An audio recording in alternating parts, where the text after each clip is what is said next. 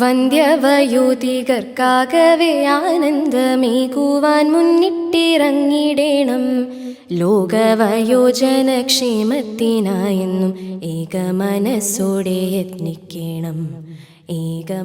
ജീവിതം ഒരു യാത്രയാണ്, സന്തോഷവും സന്താപവും നിറയുന്ന യാത്ര. അതു വെറും സേവനമല്ലതു കർത്തവ്യമായിട്ടു കാണണം ചെയ്യണമേ. അതിൽ രോഗപീഡയാൽ ചിലർ ചിലപ്പോൾ വീണു പിടയുന്നു, ജീവിതത്തിൽ ഒറ്റയ്ക്കാകുന്നു. സ്നേഹപരിചരണത്താൽ അവർ ചിലപ്പോൾ ജീവിതത്തിലേക്ക് തന്നെ മടങ്ങി വന്നേക്കാം. ലോകം അതിന് നൽകിയിരിക്കുന്ന പേരാണ് പെയിൻ ആൻഡ് പാലിയേറ്റീവ് കെയർ, സാന്ത്വന പരിചരണം. നല്ല സുന്ദരിയായിട്ടിരിക്കുകയാണല്ലോ. പ്രായത്തിലേറിയോർ മാറാത്ത വ്യാധിയാൽ കായം തളർന്നു കിടക്കയിലെത്തിയോർ കായാസമില്ലാതെ നമ്മൾക്കു നൽകുവാൻ മായം കലർത്താത്ത പുഞ്ചിരിയില്ലയോ. പ്രായത്തിലേറിയോർ മാറാത്ത വ്യാധിയാൽ കായം തളർന്നു കിടക്കയിലെത്തിയോർ കായാസമില്ലാതെ നമ്മൾക്കു നൽകുവാൻ മായം കലർത്താത്ത പുഞ്ചിരിയില്ലയോ. പറയാം പകുത്തിടാം, ചേർത്തു കൈകോർത്തിടാം, വിറയാർന്ന കൈകൾക്കു താങ്ങായി നിന്നിടാം. പറയാം പകുത്തിടാം, ചേർത്തു കൈകോർത്തിടാം. കേരളത്തിലെ പാലിയേറ്റീവ് കെയർ ടോട്ടൽ കെയർ തന്നെയാണ്. രോഗപീഡയാലും അവശതയാലും ഒറ്റപ്പെട്ടു പോകുന്നവരുടെ ജീവിതത്തിൽ ഒരു പുതപ്പ് പോലെ സംരക്ഷണ കവചമൊരുക്കുന്ന സംവിധാനം. സ്നേഹപരിചരണവും വ്യക്തിയുടെ വൈകാരിക സാമൂഹിക പ്രശ്നങ്ങൾക്കും പരിഹാരം കാണുന്ന സമഗ്ര ശുശ്രൂഷ പദ്ധതി. 1980കളുടെ അവസാന പാദത്തിൽ കോഴിക്കോട് മെഡിക്കൽ കോളേജിലെ അനസ്തീഷ്യ വിഭാഗത്തിൽ വേദന ഉള്ള രോഗികളുടെ വേദന മാറ്റാനുള്ള സൂചി വെച്ചുള്ള ചികിത്സകൾ ചെയ്താണ് തുടങ്ങുന്നത്. 1993 അപ്പോൾ എൻ്റെ പ്രവർത്തകനായിരുന്ന ഡോക്ടർ സുരേഷ് കുമാറും അദ്ദേഹത്തിൻ്റെ ഒരു സുഹൃത്ത്, പ്രൊഫഷണലല്ല സാധാരണ മനുഷ്യൻ, അശോക് കുമാറും കൂടെ ചേർന്നിട്ട് pain and palliative care society എന്ന ഒരു സന്നദ്ധ സംഘടന തുടങ്ങുകയായിരുന്നു. അതിൻ്റെ ഉദ്ദേശം ഇത് ഈ വരുന്നവർക്ക് വേണ്ട ചികിത്സ അപ്പോഴൊരു സൂചി വെച്ചിട്ട് വിടുന്നതിനപ്പുറം അവരുടെ ശാരീരിക പ്രശ്നങ്ങൾക്കപ്പുറം മാനസിക സാമൂഹിക ആത്മീയ പ്രശ്നങ്ങൾക്ക് കൂടെ പരിഹാരം ഉണ്ടാക്കി അവരുടെ ജീവിതവും അവരുടെ കുടുംബങ്ങളുടെ ജീവിതവും ആകുന്നിടത്തോളം സൗഖ്യമുണ്ടാക്കുക, ഇതായിരുന്നു ഉദ്ദേശം. ലോകത്താദ്യമായി കമ്മ്യൂണിറ്റി അധിഷ്ഠിത പാലിയേറ്റീവ് കെയർ സംവിധാനം വിജയകരമായി നടപ്പിലാക്കിയ നാടാണ് കേരളം. 1993 ഡോക്ടർ MR രാജഗോപാൽ കോഴിക്കോട്ട് pain and palliative care society രൂപീകരിച്ചതോടെയാണ് കേരളത്തിൽ പാലിയേറ്റീവ് കെയർ പ്രസ്ഥാനത്തിന് തുടക്കമായത്. സ്നേഹസാന്ത്വനത്തിൽ സാമൂഹിക പങ്കാളിത്തം വർദ്ധിച്ചതോടെ പാലിയേറ്റീവ് പരിചരണം പതിയെ ജനകീയ മുന്നേറ്റമായി വളർന്നു. വേദനിക്കുന്ന രോഗികളെ പരിചരിക്കാൻ സർക്കാരും സുമനസ്സുകളും സന്നദ്ധ പ്രവർത്തകരുമെല്ലാം ഒരൊറ്റ മനസ്സായി കൈകോർത്തു. ഇപ്പം വേദന കുറഞ്ഞു, പിന്നെ കുറച്ചും കൂടെ ബുദ്ധിമുട്ട് മാറാറുണ്ട്. ഉണ്ട്. എത്ര സമയം ചെയ്യും? രാവിലെയും വൈകിട്ടും. രാവിലെ ബ്രേക്ക്ഫാസ്റ്റ് കഴിച്ചതിന് ശേഷം ഗുളിക കഴിച്ചായിരുന്നോ? ബിസ്ക്കറ്റും നൂഡിൽസും ആണോ ഇപ്പൊ കഴിക്കണേ?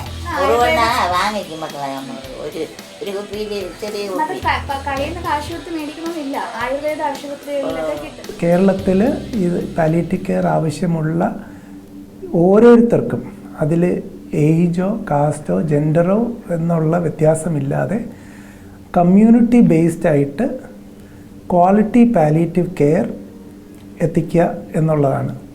അപ്പം അതിൻ്റെ ഭാഗമായിട്ടുള്ള ഈ പ്രവർത്തനങ്ങൾ ഞങ്ങളും സർക്കാരിൻ്റെ കൂടെ തന്നെയാണ് പ്രവർത്തിക്കുന്നത്. 2008 കിടപ്പ് രോഗികളുടെയും ഗുരുതര രോഗമുള്ളവരുടെയും ദുരിതങ്ങൾ തിരിച്ചറിഞ്ഞ VS അച്യുതാനന്ദൻ സർക്കാർ ഇന്ത്യയിൽ ആദ്യമായി പാലിയേറ്റീവ് കെയർ നയം പ്രഖ്യാപിച്ചു.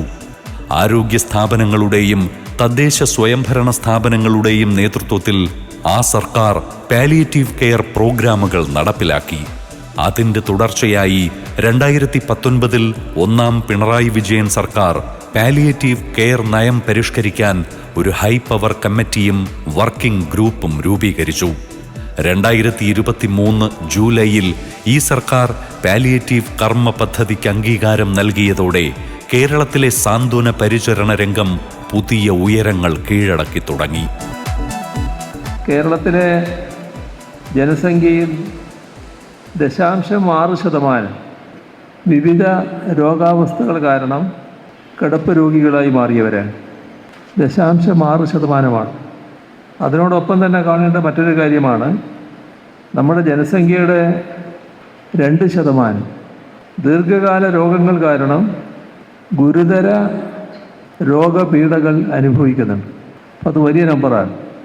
ഇവർക്കെല്ലാം ആശ്വാസമേകുക, ഇതാണ് പാലിയേറ്റീവ് കെയർ പദ്ധതിയിലൂടെ നാം ലക്ഷ്യമിടുന്നത്. സാന്ത്വന പരിചരണത്തിൽ ഇപ്പോൾ ലോകമാകെ കീർത്തി കേട്ട നാടാണ് കേരളം. സർക്കാർ മേഖലയിൽ മാത്രം പ്രവർത്തിക്കുന്ന 1141 പ്രാഥമിക പാലിയേറ്റീവ് കെയർ യൂണിറ്റുകൾ, ആരോഗ്യ വകുപ്പിന് കീഴിൽ പ്രധാന ആശുപത്രികളിൽ മാത്രം 113 സെക്കൻഡറി ലെവൽ യൂണിറ്റുകൾ, കമ്മ്യൂണിറ്റി ഹെൽത്ത് സെന്ററുകളിൽ 231 യൂണിറ്റുകൾ, 8 മെഡിക്കൽ കോളേജുകളിലും RCCയിലും MCCയിലും വിപുലമായ പാലിയേറ്റീവ് കെയർ സംവിധാനം. കരുത്തുറ്റ പരിചരണ മേഖല സാധ്യമാക്കിയും സാമൂഹിക പങ്കാളിത്തം ഉറപ്പുവരുത്തിയും ഈ രംഗത്തെ നമ്മുടെ മുന്നേറ്റത്തെ സവിശേഷ മാതൃകയെന്നാണ് ലോകാരോഗ്യ സംഘടന 2024 വിശേഷിപ്പിച്ചത്. ഈ അംഗീകാരത്തിന്റെ നിറവിലൂടെയാണ് സംസ്ഥാനത്തെ സാന്ത്വന പരിചരണ രംഗത്തെ നമ്മുടെ സർക്കാർ കൂടുതൽ ശാക്തീകരിക്കുന്നത്.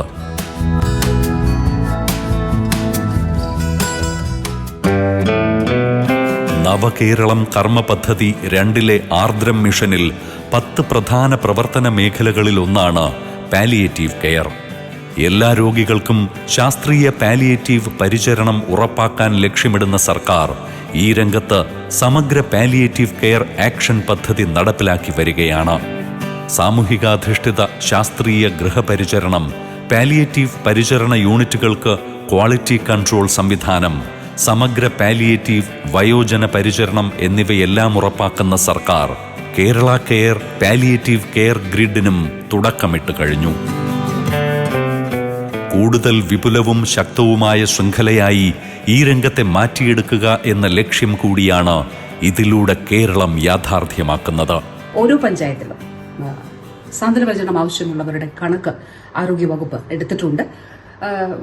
സന്നദ്ധ സേവനത്തിന് താല്പര്യമുള്ള എല്ലാവരെയും രജിസ്റ്റർ ചെയ്യിപ്പിച്ചുകൊണ്ട്, സന്നദ്ധ സംഘടനകളെ രജിസ്റ്റർ ചെയ്യിപ്പിച്ചുകൊണ്ട് കൃത്യമായ വളരെ ഷോർട്ടായിട്ടുള്ള 1.5 ദിവസങ്ങളിലോ അങ്ങനെ ഏറ്റവും ഷോർട്ടായിട്ടുള്ള ഇടവേളകളിൽ സാന്ത്വന പരിചരണത്തിനായിട്ടുള്ള സന്നദ്ധ പ്രവർത്തകർ എത്തിച്ചേർന്ന് സാന്ത്വന പരിചരണം നൽകുന്ന നിലയിലാണ് നമ്മുടെ ഈ പ്രവർത്തനങ്ങൾ ക്രമീകരിച്ചിട്ടുള്ളത്. രജിസ്ട്രേഷൻ അതാത് തദ്ദേശ സ്ഥാപനങ്ങളുടെ നേതൃത്വത്തിലാണ് നടത്തുന്നത്. സാർവത്രിക സാന്ത്വന പരിചരണം എന്നുള്ളത് ആരോഗ്യ വകുപ്പിനൊപ്പം തദ്ദേശ വകുപ്പും കൂടി ചേർത്ത് ബഹുമാനപ്പെട്ട മുഖ്യമന്ത്രിയുടെ നിർദ്ദേശത്തിന്റെ അടിസ്ഥാനത്തിൽ അത് കേരളം സാധ്യമാക്കിയിരിക്കുകയാണ്. ഇപ്പോൾ 10,000-ഓളം വോളണ്ടിയേഴ്സ് പുതുതായിട്ട് രജിസ്റ്റർ ചെയ്തിട്ടുണ്ട്. ആ രജിസ്റ്റർ ചെയ്യുന്ന എല്ലാവർക്കും 3 ദിവസത്തെ പരിശീലനം ആരോഗ്യ വകുപ്പിൻ്റെ നേതൃത്വത്തിൽ നൽകും. അങ്ങനെ പരിശീലനം കഴിഞ്ഞ ശേഷം അവരുടെ അടുത്തുള്ള ഒരു രോഗീനെ വോളണ്ടിയർക്ക് ഏൽപ്പിച്ചു കൊടുക്കുകയും 2 ആഴ്ചയിലൊരിക്കൽ അവരെ ഒന്ന് സന്ദർശിച്ച് അവരുടെ കൂടെ കുറച്ച് സമയം ചെലവഴിച്ച് അവരുടെ പ്രശ്നങ്ങളൊക്കെ മനസ്സിലാക്കുകയും നിലവിലുള്ള സംവിധാനങ്ങളുമായിട്ട് ബന്ധപ്പെടുത്തി ആ പ്രശ്നങ്ങൾ പരമാവധി പരിഹരിക്കുകയും ചെയ്യാൻ ശ്രമിക്കുക എന്നുള്ളതാണ് സന്നദ്ധ പ്രവർത്തകർ ചെയ്യേണ്ടത്. സന്നദ്ധ മേഖലകളിൽ പ്രവർത്തിക്കുന്ന മുഴുവൻ പാലിയേറ്റീവ് കെയർ യൂണിറ്റുകളും ഉൾപ്പെടുന്നതാണ് പാലിയേറ്റീവ് കെയർ ഗ്രിഡ്. എല്ലാ ജില്ലകളിലും പാലിയേറ്റീവ് പരിശീലന കേന്ദ്രങ്ങൾ ആരംഭിച്ചാണ് സർക്കാർ ഈ ഗ്രിഡിന്റെ പ്രവർത്തനം നടപ്പിലാക്കുന്നത്. പുതിയ രോഗികളുടെ രജിസ്ട്രേഷൻ, തുടർ പരിചരണം, സന്നദ്ധ സംഘടനകളുടെ രജിസ്ട്രേഷൻ, സന്നദ്ധ പ്രവർത്തകരുടെ രജിസ്ട്രേഷനും പരിശീലനവും, പൊതുജനങ്ങൾക്ക് ആവശ്യമായ സേവനങ്ങൾ തിരഞ്ഞെടുക്കാനുള്ള സൗകര്യം എന്നിവയെല്ലാം ഈ ഗ്രിഡിലൂടെ സംസ്ഥാന സർക്കാർ ഉറപ്പാക്കുകയാണ്. പാലിയേറ്റീവ് പ്രവർത്തനങ്ങൾ വിലയിരുത്തുന്നതിന് സംസ്ഥാന, ജില്ലാ, പഞ്ചായത്ത്, വാർഡ് തലങ്ങളിലെ ഡാഷ്ബോർഡ് സംവിധാനവും വികസിപ്പിച്ച സർക്കാർ ശയ്യാവലംബരായവർക്ക് പരിശീലനം സിദ്ധിച്ച ഒരു സന്നദ്ധ പ്രവർത്തകന്റെ സാന്നിധ്യം ഉറപ്പാക്കുകയാണ്. കമ്മ്യൂണിക്കേഷൻ ശരിക്കും ഉണ്ട്. അതായത് നമ്മൾ പേഷ്യൻറ്റിനോട് സംസാരിക്കണം. അതായത് ഈ കെയർ ഗീവർ, അതായത് അച്ഛനാണെങ്കിൽ അച്ഛന് ഇന്നത് അങ്ങ് ഫ്രീക്വൻ്റ് ആയിട്ട് റിമൈൻഡ് ചെയ്യാൻ നോക്കുക, ഇത് എവിടെയാണ് താമസിക്കുന്നതെന്നൊക്കെ ഉള്ളത് റിമൈൻഡ് ചെയ്യാൻ നോക്കുക. എൻ്റെ വാർഡിൽ കിടപ്പിലായ രോഗികളെ കണ്ടെത്തുകയും അവർക്ക് എന്താണ് അവർക്ക് വേണ്ട സേവനമെന്ന് മനസ്സിലാക്കി അത് നമ്മുടെ പാലിയേറ്റീവ് സിസ്റ്ററിനെ വിളിച്ചറിയിക്കുന്നു. അപ്പോൾ സിസ്റ്റർ വന്ന് അത് കണ്ടെത്തി രജിസ്റ്റർ ചെയ്യുകയും അവർക്ക് വേണ്ടുന്ന സേവനങ്ങൾ നൽകുകയും ചെയ്യുന്നു. ബെഡ് റിഡൻ ആയിട്ടുള്ള പേഷ്യൻസ്, കിടപ്പ് രോഗികൾക്കാണ് അവരുടെ വീടുകളിൽ പോയി അവർക്ക് വേണ്ട കെയർ കൊടുക്കുന്നത്. അതിൽ നിന്ന് അഡ്വാൻസ്ഡ് കെയർ ആയിട്ടുള്ള പേഷ്യൻസിനെയാണ് സെക്കൻഡറിയിലോട്ട് രജിസ്റ്റർ ചെയ്യുന്നത്.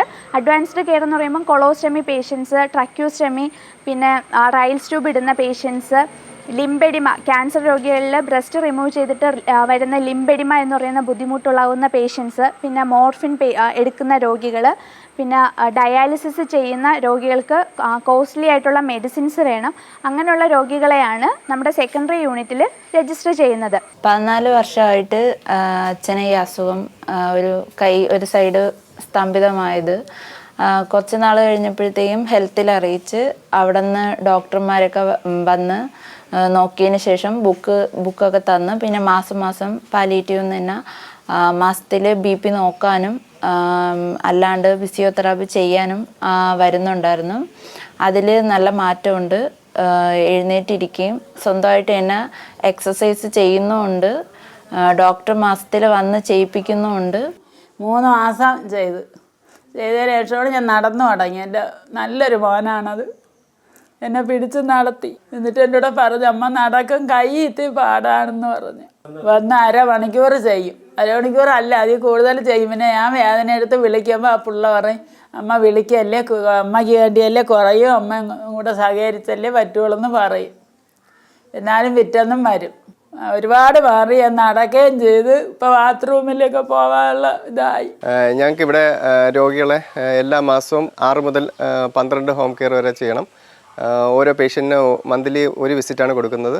പേഷ്യൻസ് CVA പേഷ്യൻസ് ഉണ്ടാവും, പാർക്കിൻസോണിസം ഉണ്ടാവും, ഓൾഡ് ഏജ് ഉണ്ടാവും, അങ്ങനെ വിവിധതരമായ ഫിസിയോ കേസുകളുണ്ടാവും. ആരോഗ്യവകുപ്പിന്റെ നേതൃത്വത്തിൽ തദ്ദേശ സ്വയംഭരണ വകുപ്പിന്റെയും തദ്ദേശ സ്ഥാപനങ്ങളുടെയും സഹകരണത്തോടെയാണ് സംസ്ഥാനത്ത് സർക്കാർ സാന്ത്വന പരിചരണ പദ്ധതി നടപ്പിലാക്കുന്നത്. രോഗിക്ക് ശാരീരികമായ ആശ്വാസത്തിനൊപ്പം വൈകാരിക പിന്തുണ കൂടിയാണ് ഈ പദ്ധതിയിലൂടെ ആരോഗ്യവകുപ്പ് ഉറപ്പാക്കുന്നത്.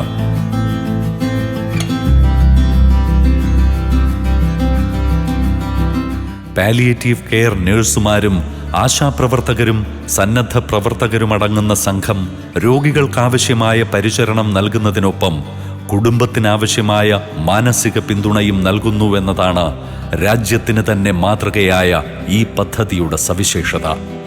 അതിൻ്റെ ഏകീകരണം കൂടിയാണ് ഗൃഹകേന്ദ്രീകൃത പരിചരണം നൽകുന്ന കേരള പാലിയേറ്റീവ് കെയർ ഗ്രിഡ് യാഥാർത്ഥ്യമാക്കുന്നത്.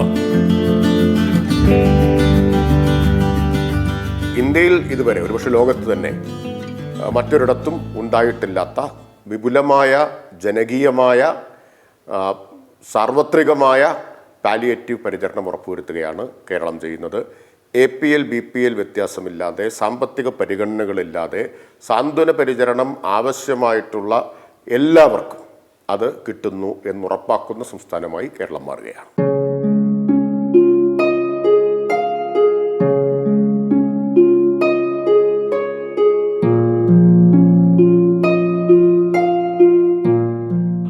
ജനപ്രതിനിധികൾ മുതൽ സന്നദ്ധ പ്രവർത്തകർ വരെ ഒത്തുചേർന്ന സംവിധാനമാണ് നമ്മുടെ നാട്ടിലെ സാന്ത്വന പരിചരണ രംഗം. എല്ലാ ഗ്രാമപഞ്ചായത്തുകളിലും മുനിസിപ്പാലിറ്റികളിലും ആരോഗ്യ സ്ഥാപനങ്ങൾ കേന്ദ്രീകരിച്ച് പ്രാഥമിക പാലിയേറ്റീവ് പരിചരണ യൂണിറ്റുകൾ പ്രവർത്തിക്കുന്ന കേരളത്തിൽ സാമൂഹികാരോഗ്യ കേന്ദ്രങ്ങളും താലൂക്ക് ആശുപത്രികളും കേന്ദ്രീകരിച്ച് വിദഗ്ധ പാലിയേറ്റീവ് പരിചരണ യൂണിറ്റുകളും സജീവമാണ്. ആരോഗ്യവകുപ്പ്, തദ്ദേശ സ്വയംഭരണ വകുപ്പ്, മോഡേൺ മെഡിസിൻ, ISM, ഹോമിയോ വിഭാഗങ്ങൾ, സന്നദ്ധ സംഘടനകൾ തുടങ്ങി വിവിധ തലങ്ങളിലുള്ള പ്രവർത്തനങ്ങളിലൂടെ സാന്ത്വന പരിചരണത്തിലും മാതൃക തീർക്കുന്ന സർക്കാർ ആരോഗ്യ പരിപാലനത്തിൽ കേരളത്തിന്റെ യശസ്സിനെ വാനോളം ഉയർത്തുകയാണ്. ഞാൻ കഴിഞ്ഞ കുറേ വർഷങ്ങളായി പാലിയേറ്റീവ് രംഗത്ത് പ്രവർത്തിച്ചു വരുന്ന ഒരു വ്യക്തിയാണ്. ഒരുപാട് പാലിയേറ്റീവുകളുമായിട്ട് ഞാൻ കണക്റ്റഡാണ്. കേരളത്തിലെ ഏറ്റവും ഫേമസ് ആയിട്ടുള്ള പല പാലിയേറ്റീവുകളിലേക്കും ഞാൻ ഓടിയെത്തുമ്പോഴും ഇത്രയും സംവിധാനങ്ങൾ, ഇത്രയും മികച്ച സംവിധാനങ്ങൾ എങ്ങനെയാണ് ഓരോരുത്തടത്തും ഞാൻ കണ്ടെത്തിയെന്നുള്ളത് എനിക്ക് എപ്പോഴും ഒരു ചോദ്യചിഹ്നം പോലെ മനസ്സിൽ കിടന്നിരുന്നു. കേരള ഗവൺമെൻറ്റിൻ്റെ ഗ്രിഡ് എന്ന പദ്ധതിയിലൂടെയാണ് ഈ എല്ലാവരെയും ഒരു കൊടക്കീഴിൽ ചേർത്ത് കൊണ്ടുപോകുവാൻ സാധിക്കുന്നത്.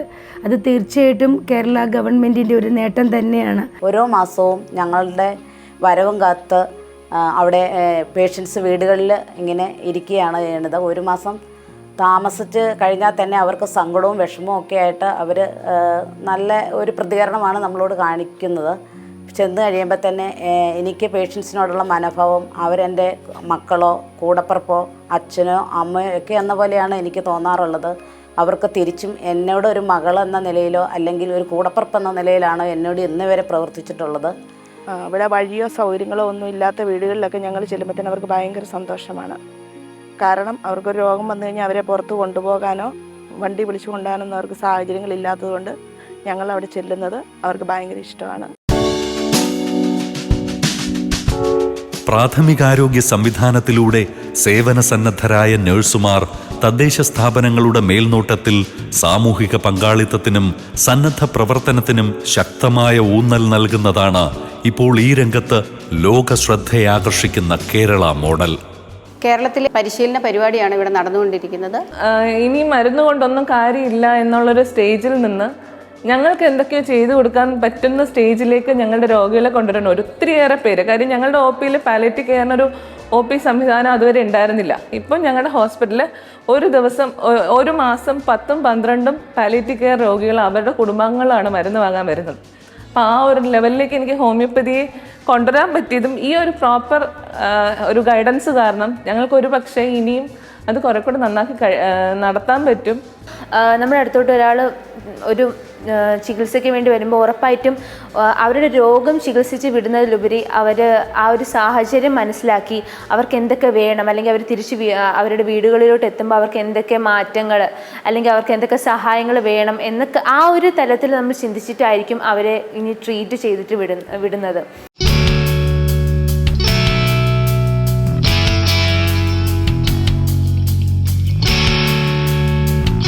ആവശ്യമായ ഓരോ വ്യക്തിക്കും ഗുണമേന്മയുള്ള ശാസ്ത്രീയ സാന്ത്വന ഗൃഹപരിചരണം ഉറപ്പാക്കുന്ന കേരളം പാലിയേറ്റീവ് കെയർ കോഴ്സുകൾ, പ്രത്യേക നഴ്സിംഗ് പരിശീലനം, കൂടെ ഞാനുമുണ്ട് പരിചരണത്തിന് തുടങ്ങിയ പദ്ധതികൾ, എല്ലാ ജില്ലകളിലും പാലിയേറ്റീവ് പരിശീലന കേന്ദ്രങ്ങൾ എന്നിവയെല്ലാം യാഥാർത്ഥ്യമാക്കി കഴിഞ്ഞു. ഡിപ്ലോമ നഴ്സിംഗ് കഴിഞ്ഞിട്ടാണ് ഇപ്പോൾ ഞാൻ ഈ കോഴ്സിലേക്ക് വന്നിരിക്കുന്നത്. CCCPN എന്ന കോഴ്സാണിത്. 120 ദിവസത്തെ ക്ലാസ്സാണ് ഇതിലുള്ളത്. ഇതിൽ നമുക്ക് ക്ലാസ് എടുക്കുന്നുമുണ്ട്, അതേപോലെ നമ്മൾ ഹോം കെയർ ആയി പോയി ഓരോ രോഗിയെയും ട്രീറ്റ്മെൻറ്റിലൂടെ നമുക്ക് മെച്ചപ്പെടുത്തി എടുക്കാൻ പാകത്തിന് അവരോട് ആശ്വാസവാക്കുകളും സാന്ത്വന പരിചരണവും നടത്തി അവരെ മുന്നോട്ട് ജീവിതത്തിലേക്ക് കൊണ്ടുവരുന്ന രീതിയും കൂടിയാണ്. പാലിയേറ്റീവ് കെയർ രംഗത്തുള്ള എല്ലാ സന്നദ്ധ സംഘടനകളും കൂട്ടായ്മകളും ചേർന്നതാണ് പാലിയേറ്റീവ് ഗ്രിഡ്. പ്രയാസമനുഭവിക്കുന്ന രോഗികളെ ആഴ്ചയിൽ 1 മണിക്കൂറെങ്കിലും പരിചരിക്കാൻ തയ്യാറായ സന്നദ്ധ പ്രവർത്തകരെയാണ് ആരോഗ്യവകുപ്പ് കെയർ ഗ്രിഡിന്റെ ഭാഗമാക്കുന്നത്. ഗവൺമെൻറ് പാലിയേറ്റീവ് മേഖലയിൽ ദീർഘവീക്ഷണത്തോടുകൂടിയുള്ള ഇടപെടലാണ് നടത്തിവരുന്നത്. പാലിയേറ്റീവ് പ്രവർത്തനങ്ങൾ ഒരു കുടക്കീഴിൽ കൊണ്ടുവരുന്നതിനും ഏകോപിപ്പിക്കുന്നതിനും വേണ്ടി കേരളത്തിലെ ഗവൺമെൻറ് രൂപീകരിച്ചുള്ള പാലിയേറ്റീവ് ഗ്രിഡിൽ കരുതൽ പാലിയേറ്റീവ് സൊസൈറ്റി രജിസ്റ്റർ ചെയ്യുകയും അവരുമായി ബന്ധപ്പെട്ട് തുടർ പ്രവർത്തനം കൂടി ഏറ്റെടുക്കാൻ ഞങ്ങൾ സന്നദ്ധമാണെന്നാണ് ഈ അവസരത്തിൽ അറിയിക്കാനുള്ളത്. സന്നദ്ധ സേന പോർട്ടലായ sannadhaSena.kerala.gov.in/volunteer രജിസ്ട്രേഷൻ വഴി രജിസ്റ്റർ ചെയ്ത് പാലിയേറ്റീവ് ഗ്രിഡിന്റെ ഭാഗമാകുന്നവർക്ക് ആവശ്യമായ പരിശീലനം നൽകുന്ന സർക്കാർ നിരവധി സന്നദ്ധ പ്രവർത്തകരുടെ സേവനം ഈ രംഗത്ത് ഉറപ്പാക്കി കഴിഞ്ഞു. സാധാരണക്കാരുടെ അല്ലെങ്കിൽ അതിൽ താഴെ ജീവിക്കുന്ന ആൾക്കാരുടെ ജീവിത സാഹചര്യങ്ങൾ അടുത്തറിയാൻ ഞങ്ങൾക്ക് ഏറ്റവും വലിയ ഒരു മാർഗമാണ് ഞങ്ങളുടെ ഈ പാലിയേറ്റീവ് കെയർ. അവരുടെ ജീവിതങ്ങൾ എങ്ങനെയാണെന്ന് മനസ്സിലാക്കി നമ്മുടെ ജീവിതത്തിൽ നമ്മുടെ ദൂരത്തായ നമ്മുടെ ജീവിതശൈലികൾ എങ്ങനെ മാറ്റി അത് മറ്റൊരാൾക്ക് പ്രയോജനപ്രദമാകുന്ന രീതിയിൽ നമുക്ക് ശരിയാക്കി എടുക്കാം എന്നുള്ള ഒരു അറിവാണ് ഞങ്ങളുടെ ഈ പ്രവർത്തനങ്ങളിലൂടെ ഞങ്ങൾ മറ്റുള്ളവർക്കും പകരം നൽകാൻ ആഗ്രഹിക്കുന്നത്. ഈ പിള്ളേരൊക്കെ വരയുമ്പോഴൊക്കെ ഭയങ്കര സന്തോഷമാണ്. അവരെല്ലാ മാസവും വരയും, ഓരോ കിറ്റൊക്കെ കൊണ്ട് തരയും, എല്ലാ ഈ നടക്കാനുള്ള വാക്കറെല്ലാം വാങ്ങിച്ചുകൊണ്ട് തന്നിട്ടുണ്ടായിരുന്നു. ഞാൻ NHMൻ്റെ ലിങ്ക് വർക്കറായിട്ട് പ്രവർത്തിച്ചുകൊണ്ടിരുന്നപ്പോഴാണ് എനിക്ക് ഈ പദ്ധതിയിലേക്ക് പരിശീലനം ലഭിച്ചിരിക്കുന്നത്. അത് ഞാൻ വളരെ സ്വാഗതാർഹമായിട്ടാണ് കൈകാര്യം ചെയ്തതും. കാരണം ട്രാൻസ്ജെൻഡർ വ്യക്തികൾ എന്നും സമൂഹത്തിൽ ഒറ്റപ്പെട്ട് നിൽക്കുന്നതാണ്. ഞങ്ങളുടെ ഒരു ഇൻക്ലൂഷൻ ഭാഗം കൂടിയാണ്. എറണാകുളം ജില്ലയിലെ TG ലിങ്ക് വർക്കേഴ്സാണ്. TG ലിങ്ക് വർക്കേഴ്സും അതോടൊപ്പം തന്നെ കുറച്ച് കമ്മ്യൂണിറ്റി ആൾക്കാർക്കും ഈ ട്രെയിനിങ് ലഭ്യമാക്കിയിട്ടുണ്ട്. ഞങ്ങൾക്ക് മെച്ചപ്പെട്ട ഒരു പരിശീലനവും തന്നു.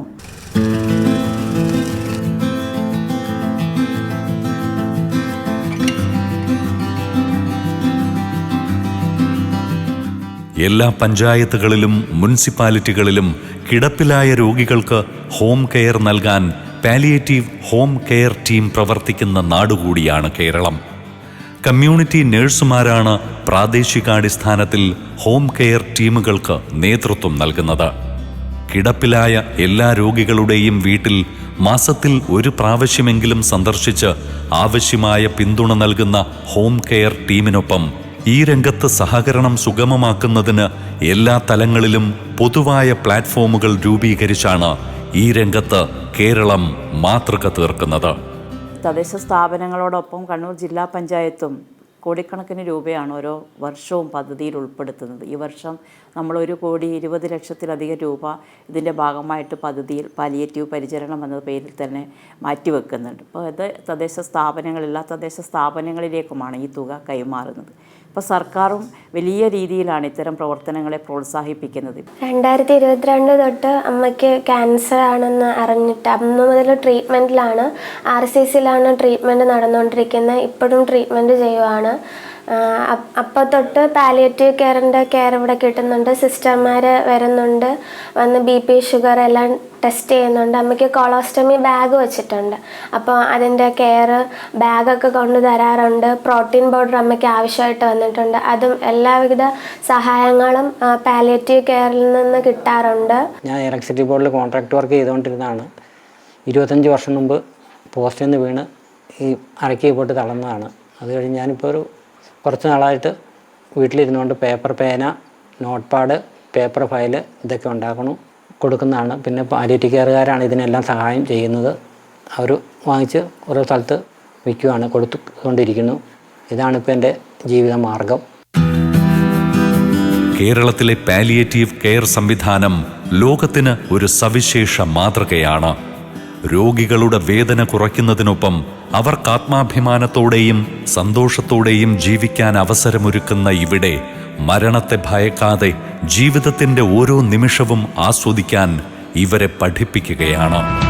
വളർന്നുയർന്നൊരു വഴി വൃക്ഷങ്ങൾ വസന്തവീഥികളിൽ,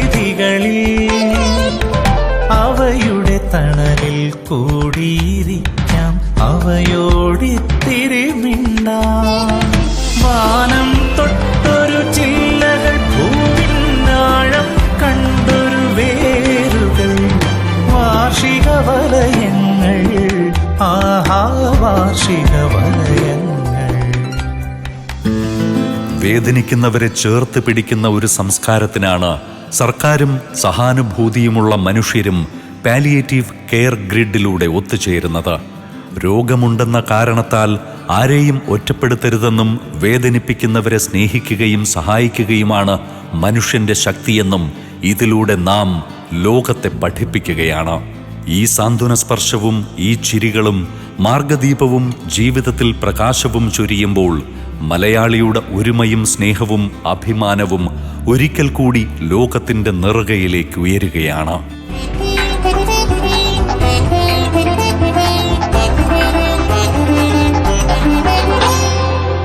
എത്ര ഋതുക്കൾ കണ്ടവരാണവരെത്ര മുതിർന്നൊരു ജന്മങ്ങൾ.